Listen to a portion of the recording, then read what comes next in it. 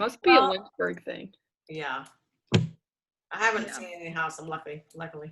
Well, yeah, the other person was in Virginia Beach, actually, that said something. They're like, yeah, they're not that bad, just when you're like in your garage at night and one bumps into your foot and you're like, that's kind of disturbing. Yes.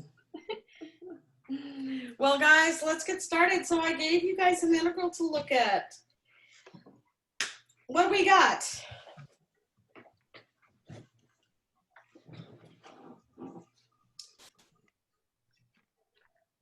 I'll be honest, I completely forgot. Oh, no. I'm sorry. I was counting on you, Jackson. You shouldn't count on me to do integrals. I suck at integrals. I mostly let a computer do them for me, which I really shouldn't, but... Okay, who has tried it? Did anyone try?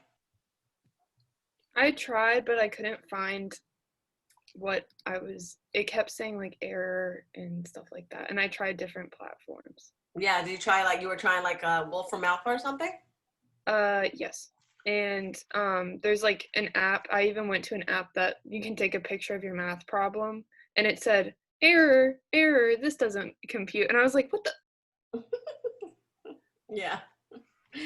Well, it's an interesting integral, so we're going to look at it today because just because it's fun aside, and whenever you come across it, it's fun to look at that integral and share the interesting way to do it. Okay, let me share my screen. And here's where we were last time. Here's the integral right here that I told you to look at. And let's get a new layer and we'll look at that integral. Since this is mathematical methods of physics after all. Okay.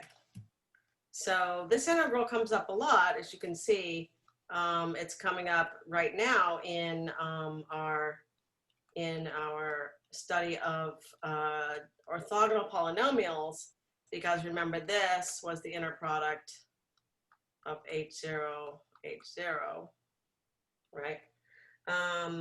And we want to see that this is what we predict, right? Which is the square root of pi, which is a weird answer, right? It's kind of a weird answer, isn't it? And if you think about it, right, this is e to the minus x squared, which we expect that integral to be finite, right? Because it is decaying away, right? So we have a exponential decay.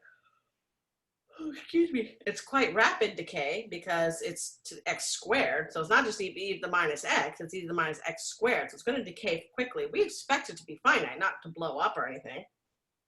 And we expect it to be symmetric, right? Because it's a squared, argument of x, right? So it's going to be the same on both sides of 0. Okay. All right, so how do we do this? Well, one thing we can do, and this is a technique that honestly is probably only useful. And if you guys ever come across another another situation in which this technique is useful, that would be interesting to know. But it's called squaring the integral. So we're going to look at squaring the integral. Oh, no, is there an E in there? No.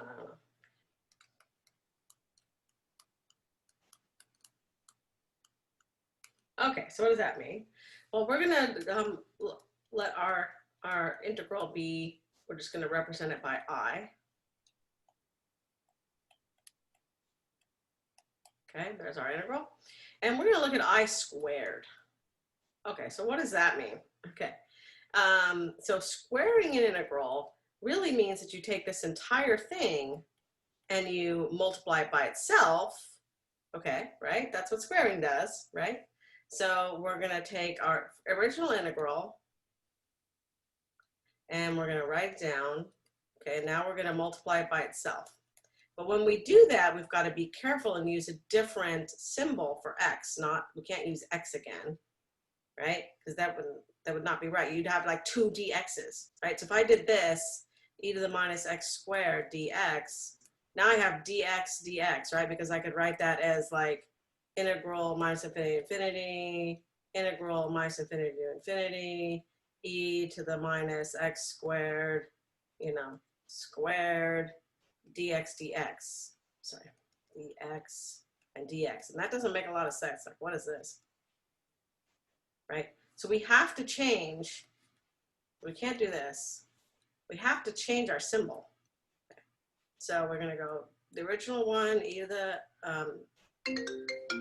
stop calling people. It's e to the minus x squared dx. That's the first one. And now I'm just going to change the symbol. And I'm going to call it e to the minus y squared dy. Now that's how you square the integral. Okay, so now you have two things. And then I'm just going to, you know, bring the integrals out the front.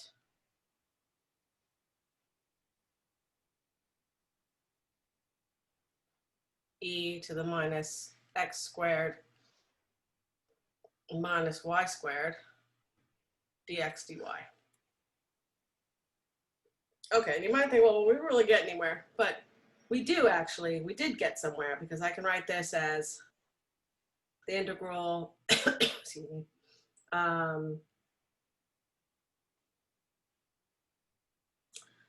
e to the minus x squared plus y squared, and then dx dy. But we know that x squared plus y squared, right? If we think of a coordinate plane, this is x and this is y, that we can write that as r squared, right? So if you have a point here that's got some x and some y, r is this distance out to here, right? This is the point xy, and this is r, right? So this is just, you know, that Euclidean distance from the origin to the point, right? R squared. And if we think of it even further, go even further as a coordinate change to polar coordinates, right? We can think of it as a coordinate change to polar coordinates. Now we have R, oops, sorry, now we have R, and then we also have like theta, right? Okay, so, and I have also that if we change to polar coordinates, right, I know that dx dy is no, right, is not the integration that we don't want to integrate with respect to dx dy. We need to integrate with respect to r dr d theta, right? This is the usual polar coordinate Jacobian change, right? Makes sense, I hope, because we've probably seen that before somewhere. Okay, and so we can write this integral as minus infinity to infinity, integral minus infinity to infinity, and I'm going to change those. Actually, let me get rid of those because I've got to change them because we're changing variables now. So basically, we're going to change variables from xy to r theta. Okay, so the first integral will be over r, and that goes from 0 to infinity, right? Not minus infinity. It goes from 0 to infinity, and theta. Wait, wouldn't the outside one be theta? It really doesn't matter. Okay. It does not matter at all. Theta goes from 0 to 2 pi, right? It swings all the way around. Okay, and so now we have e to the minus r squared r dr d theta. Okay, so we can integrate the d theta one right away, and we just get 2 pi. And then we're left with the integral 0 to infinity e to the minus r squared r dr. Okay, now this integral actually is quite easy because you can do a u substitution. U equals r squared. And I can't remember if I always do, yeah, I think I'm going to use minus r squared. So I think minus r squared. And du is going to be minus 2r, right? So that's easy. I have this right here. I have r, dr. I have r dr right here, right? So r dr is equal to du minus du over 2. So minus sign. Okay. So let's put that in. So we have 2 pi, the integral e to the u, and then minus du over 2, rewriting again, we have pi, minus pi, sorry, integral e to the u du. And of course, the integral e to the u du is infinitely doable. So we write that as minus pi e to the u. And I'm going to substitute back in my limits, right? And then I'm just not even going to bother writing the limits. But of course, they're 0 to infinity. But actually, let me do that, yeah. So think about the limits, right? So the limits are 0, 0, right? So u is r squared. So 0, right, to minus infinity, or sorry, yeah, 0 to minus infinity, right? So hopefully doing this right, we'll see.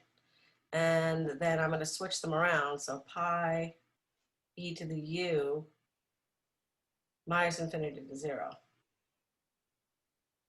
right? Make sense? Okay. And so let's substitute those in. So pi e to the 0 minus e to the minus infinity. This is, of course, 0. And you just get pi for the integral. Yeah? But remember, this is I squared. So I must be the square root of pi. Right? And that's our answer.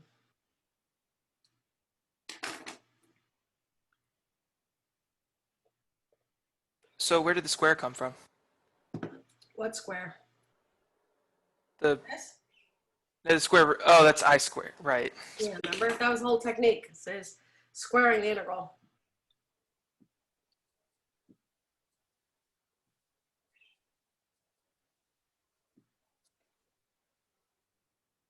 Yeah?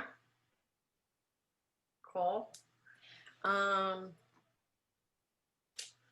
right. Yeah, so that's the point. The point here was, of course, we're just looking at the Hermite polynomials. But you can see from our Hermite polynomial, we go back to this other layer. Give me a second here. So we go back to the other layer, that right here is this orthogonality relationship, right, of our Hermite polynomials, right? And notice that it has delta nm, but it also has these other factors, pi to the 1/2, 2 to the n, right? These come from the fact that that this set of polynomials is not orthonormal, right? Orthonormal means that they would integrate to 1 if they're the same and 0 if different, but they don't go to 1. They have like square root of pi and things like that in there, right? Whereas we were looking at before, when we studied quantum mechanics, we had orthonormality, right? Which means that, you know, like we said, integral of psi 1 star psi 1 has to integrate to 1, right? Because we force it to. Okay, makes sense to you, hopefully? So there's orthonormal sets, and there's orthogonal sets. And orthogonal sets are more common, and but you can always make an orthogonal set orthonormal by normalizing, right? So if we look at our Hermite polynomials right here, you could take, you now could divide your inner product by this factor, and now you have an orthonormal set. I can see the people that came up with these names didn't want to make it confusing. I know. So, and we do that in quantum mechanics, like all the time. We have to divide by, you know, the value of the integral, and we normalize our, you know, wave functions, right? So same exact thing. Okay. All right, so now we're going to move on to looking at what's called change of basis. Okay, so let me get a new layer.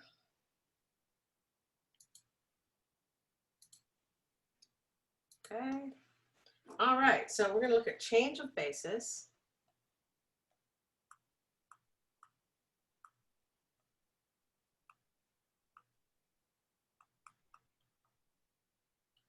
right, so we saw that coordinates of a vector with respect to two different bases are different, right? So like we saw an example a while back where we looked at just the standard basis, right? For for some vector, like the standard basis in R3. So if we look at like standard basis,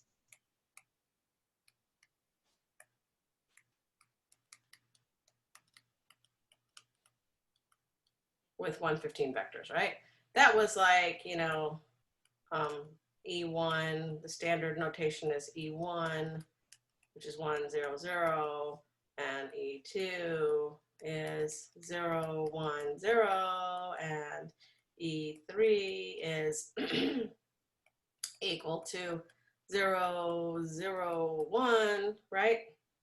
And this is the standard basis. And so if you had some vector in 3 space, right, it's very easy to see what the components are. So if my U vector is, 1, 2, 3, right, then the components, when I write the vector down in this form, I'm literally writing down the components with respect to this basis, right? This is like right away, I don't even have to do anything. I'm like, okay, this I can write, oh, well, this is with respect to this basis, right? Makes sense? But if I have another, and I think the example, let me go back and find the example so I can write down the actual things. Yeah, I can't remember what they were now.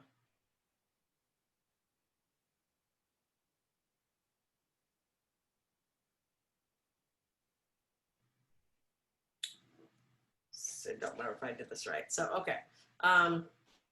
But we had another basis we were looking at. If we had V1 is, 1, minus 1, 1. V2 is 0, 1, 2. V3, 3 is 3, 0, 1. We used this is a new basis, use as basis. And then we had to figure out what the components of U were, right? And in fact, before I actually had given you a whole different U. So let me make the U what we had in the other example. So if I write down the U was 10, 5, 0. If I write that down, it's already with respect to this basis. But if I want to know what is this U, and with respect to this basis, you have to do some work, right? Remember that? We have to find all the C's, and right, we could do that using MATLAB. It's the easiest thing to do because it's 3-dimensional is kind of a pain. So this U was, and I can't remember because I know I made a mistake somewhere. So just if this is not, it doesn't really matter if it's right. You can check me later. But the point is, it's different looking than this, right? So this is with respect to the standard basis. So I can write a little E down there. And this is with respect to this other basis, V, right? So they're set, V. But they look different. The coordinates, right? The components look different depending on the basis. Is that clear? We've done that a couple of times, right? Okay. All right, so let's think about changing basis, and if it would be nice to not to have to go through a bunch of calculation every time we want to change our bases from one to another, right? It would just be nice to have a little formality so that we have a shortcut to go from one to find the components of a vector in one basis if we know them in another basis. Okay, because in this case, like we know them already in the E basis, because if you just write down the vector, that's the components in the E basis, right, in the standard basis. And so if we know that, is there an easier way to get to the components in the V basis, right? Maybe there isn't. Maybe you won't think it's easier, but we should look at that formality. All right. And the first thing we're going to do is think about the fact that the components or the coordinates of the vector in a particular basis are unique.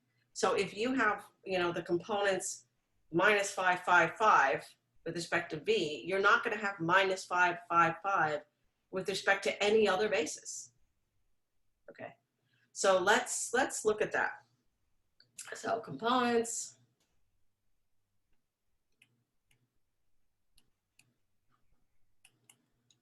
of basis, a vector with respect to a particular basis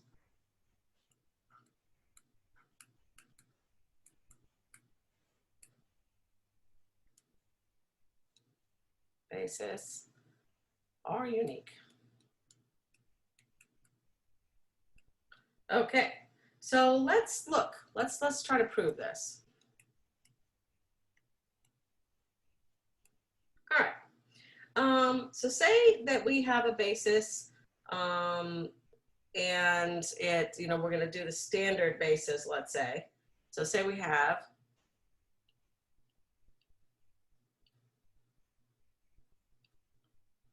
E sub I as one of our sets, right? So the standard basis, E sub I. Okay. Then every vector can be written as a linear combination of these, as we know, because if it's a basis, it's a basis, right? And now I can be general. I don't have to even think about, you know, R3 vectors, or this can be for any vector space, as we know, right? Because every vector space has its, you know, standard basis, and this doesn't even have to be the standard basis, right? In my proof, it just has to be a basis. Okay. So let's say we have the set as a basis for a vector space.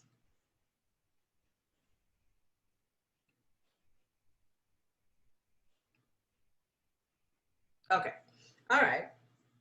Then we know we can write any vector as a linear combination. So that means that I can go, okay, any old vector is, you know, could be written as this linear combination I equal 1 to n, right? Because I could have a, you know, a 20-dimensional space because I'm looking at polynomials of order, you know, 19 or less, right? That's a 20-dimensional space. I could have that. So I'm leaving my n agnostic. I'm not going to say 3, right? It could be any number, right? Okay.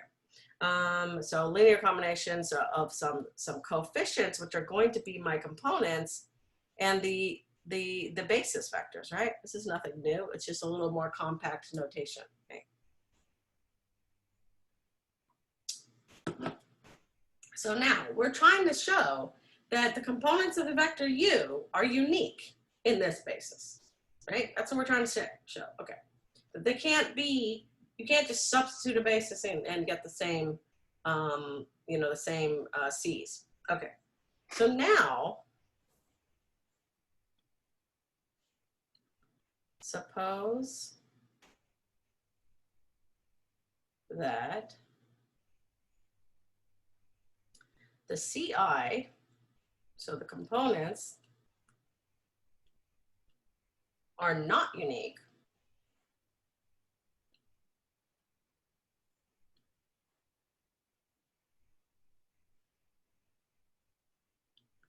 So I'm trying to write in cursive. It's actually slightly easier to be neater, but it's very hard in general. Okay. Suppose they're not unique. Then we could write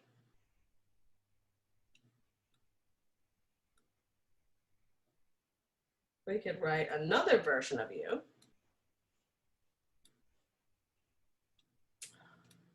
Why is it so hard to write neatly on this?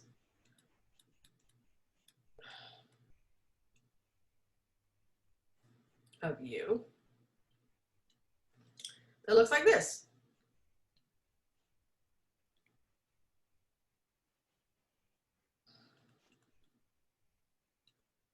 Some different things, k sub i's, right? Because, you know, so maybe the k sub i's are like, the c sub i's, let's say, are 1, 2, 5, 7, and maybe the k sub i's are, you know, 13, 12, minus 2, 4, right? Right. So you have different components with the same basis. That's the supposition here. So we're saying let's let them not be unique, and see if we can see if there's some kind of contradiction. Okay, well, fine. We know that U is a member of a vector space, which means that that vector space follows all the rules of vector spaces.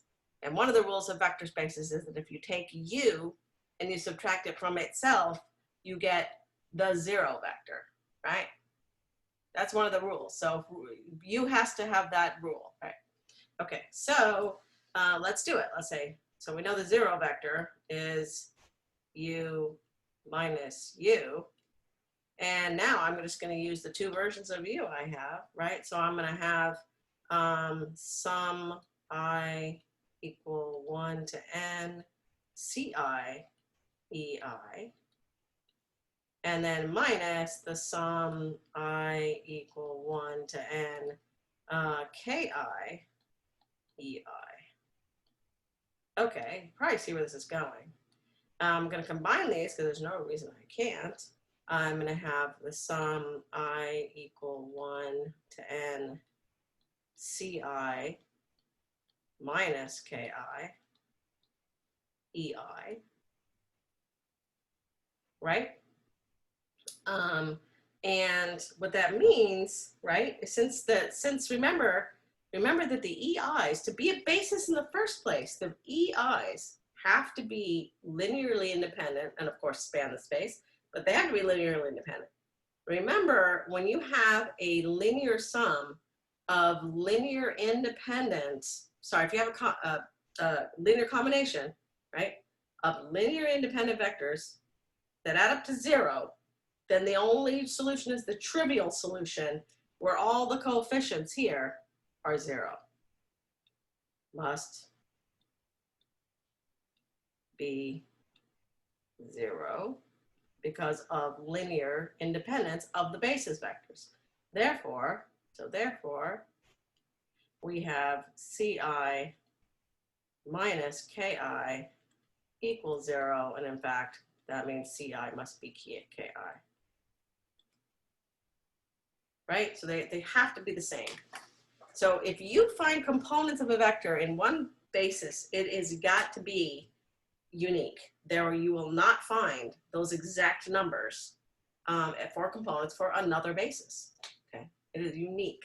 Okay, so this allows us to think about how to change bases because we know that the coordinates are going to change. All right.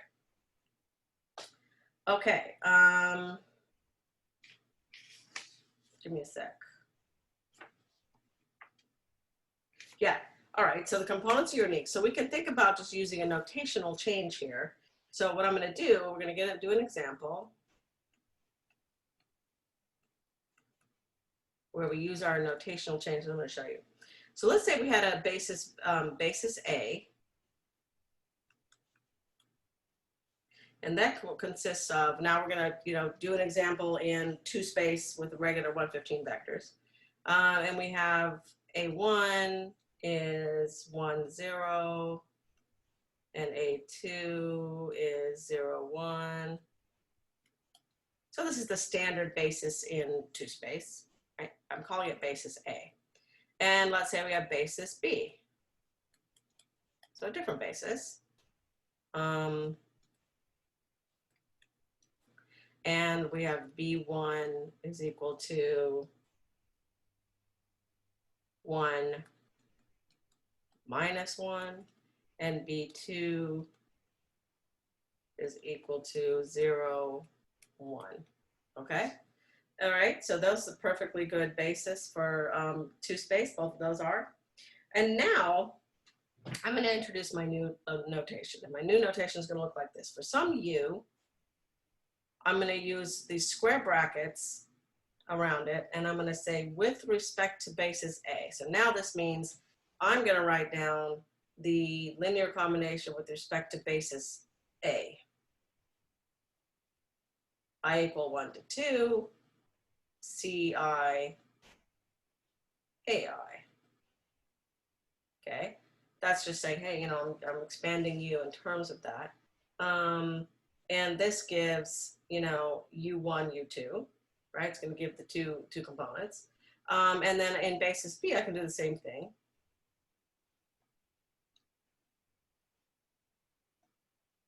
and now I'll use a different symbol. So, and I equal 1 to 2, ki, just like we did before. So some different numbers, bi. Okay, so this is b right here. So we have u with Wait, I thought you, Mhm. you said it had to be n. What was n? That you couldn't use I these. No, you can use I. Oh, okay. So, if we figure out, like, let's say an example, let's say that, you know, u is, I don't know, 2, 1. Okay, that's u. And I write that down, I really mean that this is 2, 1, right? That this is with respect to basis A. Right? To even write that down, I need to know what the basis is. And if because A is the standard basis, I can say, oh yeah, that is with respect to the standard basis, right? Does that make sense to you? So if I had listed another basis here, let's say a basis C that was some other, you know, 2 vectors that are linearly independent, but not that standard basis, then I would have to, you know, figure out what those components were. It's only the standard basis that allows you to sort of write down this way. So when I write that, I'm like, well, that is the components of u with respect to A, because A is the standard basis. But what if I want the components of B? Well, that's pretty easy to do, right? So let's just do it in general first. So if we have, write this out, this is pretty simple to write out. We're going to say, sorry, K1, right, times B1 plus K2 times B2. And remember, this is stuff we've been doing for a while, like figuring out what these Ks or whatever are, right? Let's write it out more generally now. So we're going to have K1 times 1 plus K2 times K1, sorry, K2 times 0, right, for the first component. And for the second component, we're going to have minus K1 and then plus K2. Right, so that comes out to, of course, K1 and then minus K1 plus K2. Check my algebra, guys. I think it's right. Okay, so that means that U1 is equal to K1 and U2 is equal to minus K1 plus K2, right? So this is simple here. So I know that K1 is U1, U1 is 2. So that gives me K1 is 2. And now we'll figure out the other one here. So we have 1, so this gives me U2 is 1. And then we have minus 2 plus K2, right? So far, so good. And so this is going to be K2 is 3. So U in the B basis is 2, 3. Okay? Right? If I did my algebra right. Okay, so that's what we usually do, right? We usually actually sit down and solve the equations, et cetera, et cetera. Okay. Now, because the basis vectors B, right, because these guys, these B vectors here, are also in the vector space, right? So in the vector space we're talking about right now is R2 with the usual 115 vectors. So those basis vectors B are actually also, of course, vectors in the vector space. That's nothing new. Now we can do a little manipulation on them and see if we can come up with a simpler way of figuring out what K1 and K2 is. Certainly it's pretty easy in this example, right? Because it's 2 space. But now when you get into, higher dimension vector spaces, it becomes more of a pain. So let's see if we can get something that's a little easier. All right. Or some formalism anyway for it. Sometimes it won't be easier. Okay. So now, so remember, so the basis vector is B.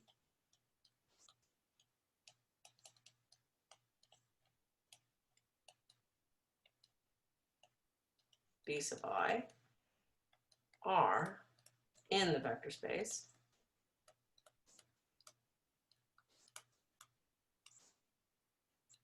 So they as well can be expanded in terms of the A basis, right? Why not? They are regular old vectors into space as well.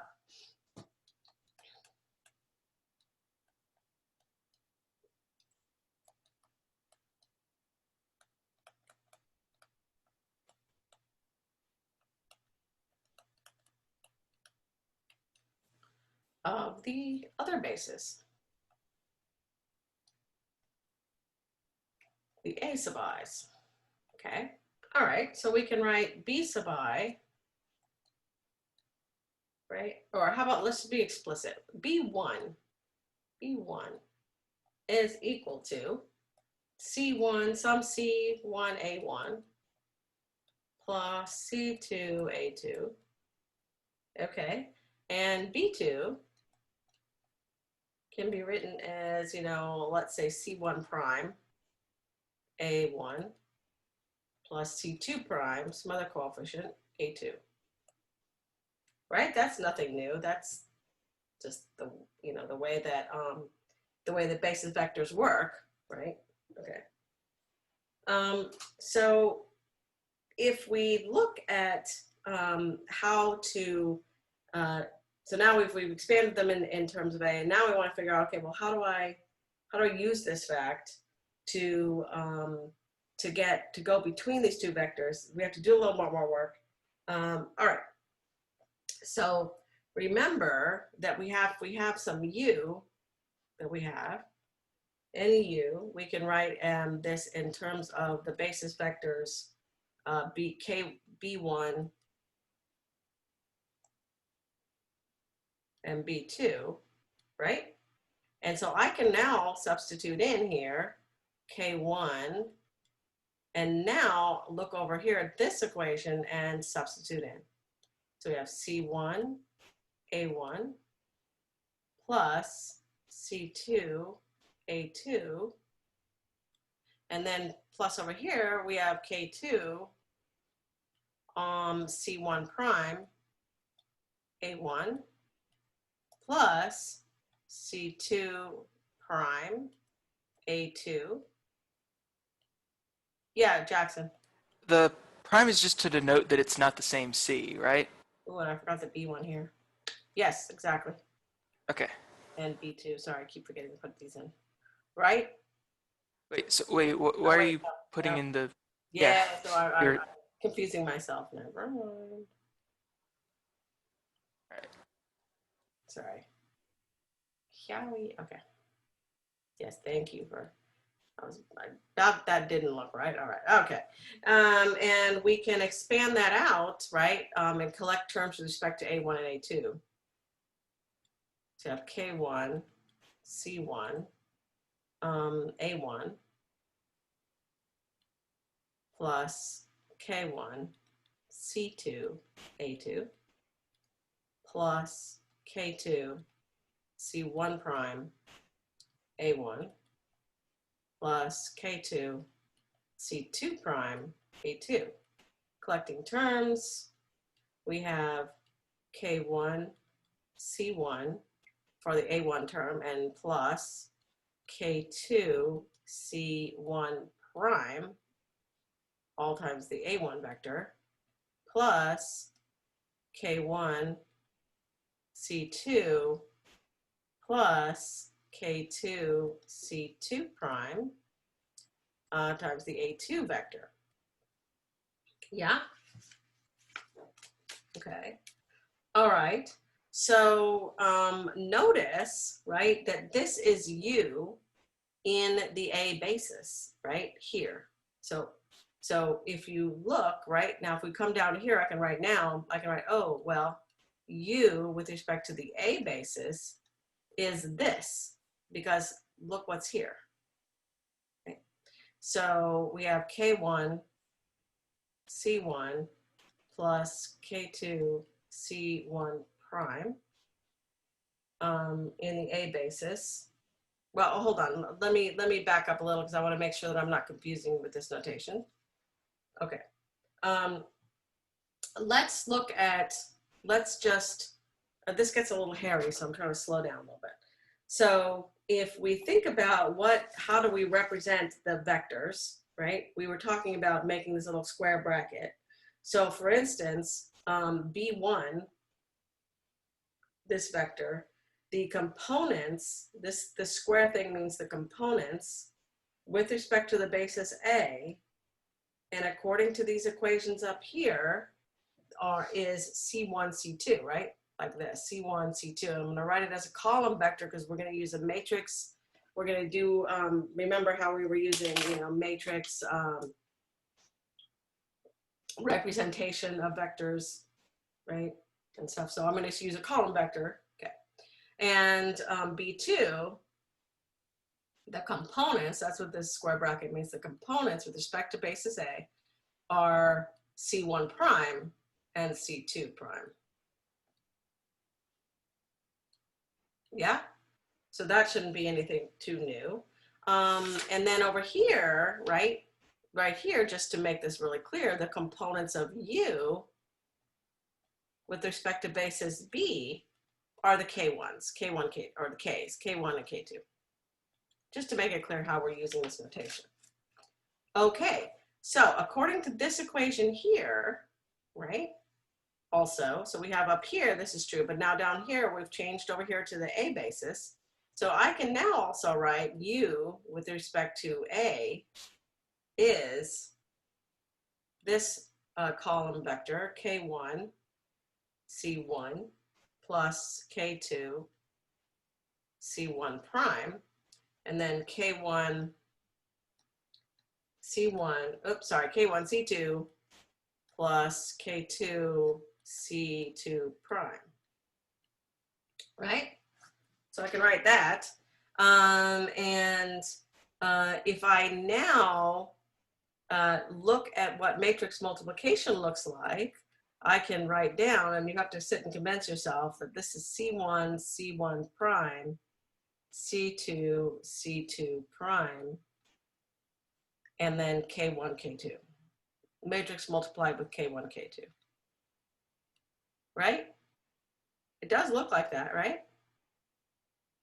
So if you multiply matrix multiplication now, you're going to take this row times this column, right? This row times this column, and you will get this. And then this row times this column to get this component. So it's this matrix multiplied with this column vector. Notice that this column vector is the components of U in the B basis. So I can rewrite this one more time as C1, this matrix C1 prime, C2, C2 prime, times our components of U in the B basis, right? So now we have a matrix that takes us from the U in the components in the A components to U in the B components, right? And notice what this matrix is, right? It is the components of your new basis with respect to the old basis. See what those are, right? C1, C2, C1 prime, C2 prime. Right, so you would just put the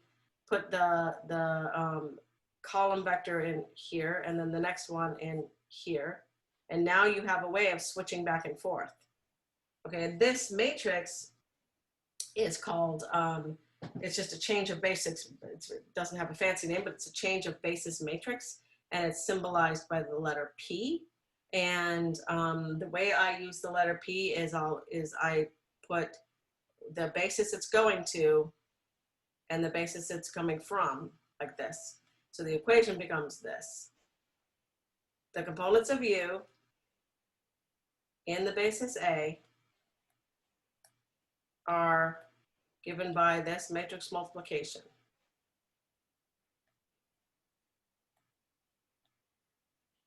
Right? And you can kind of think of the B's getting crossed out and me lifting with A, right? That's how I remember what the order is. Yeah, does that make sense? Okay, well, we'll leave you there. We're gonna do a lot more of this when we come back on Friday. Okay, guys? See ya. Homework's due tonight, right? Homework is due tonight. It is indeed. You guys good? Can I stop the share? Yeah. Awesome. Okay. Bye, guys. We'll talk to you later. See ya. See ya.